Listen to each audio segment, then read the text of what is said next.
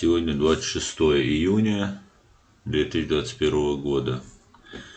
Вчера мною была опубликована информация в разделе сообщества на своем канале Reality, структурное обозначение, описание террористической банды КГБ СССР.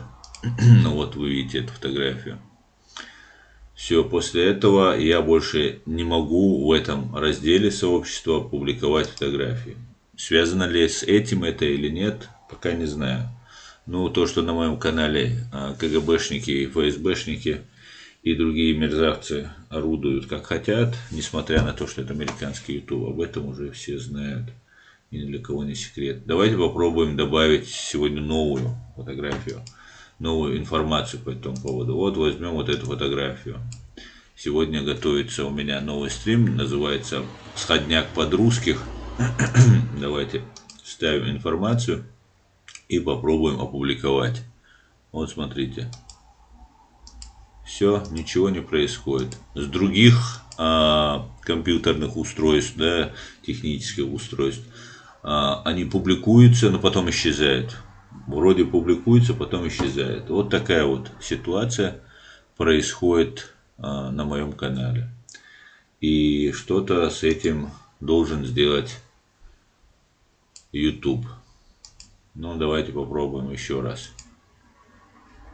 Вот так. Давайте попробуем запланировать. Да? Сегодня 26, ну вот сделаем 26. Ну и сейчас время 9:35. Ну, любое время. Ну, это уже вечер, конечно. Ну, давайте 12, ну, 12 сделаем. 12:15 сделаем. Ну, что, попробуем. Да. Ну, давайте 2 часа сделаем. Не планируется, да, никак? Даже вот запланировать не выставляется. Вот кнопка даже не загорается. Ну, давайте, может, не получается 26, а вот сейчас получается. Вот. Вот бесполезно. А нет, 9:25, вот, все правильно, я тут немножко ошибся.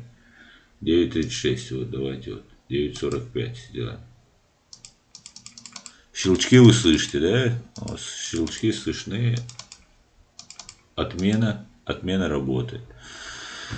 Вот такое происходит на канале Reality. И если вы боретесь с ложью, с обманом, с терроризмом, с фашизмом, с русизмом, то у вас будут вот такие проблемы. Несмотря на то, что у вас там 30 тысяч подписчиков, хотя должно было быть, наверное, как минимум в 2-3 раза больше, которых постоянно так и не прекращается на этот канал. Несмотря на то, что это американский YouTube, несмотря на то, что Байден там говорит, что только попробуйте там атаковать там и так далее. Но, видимо, YouTube не входит в перечень, который передал Путину Байден. Всего хорошего.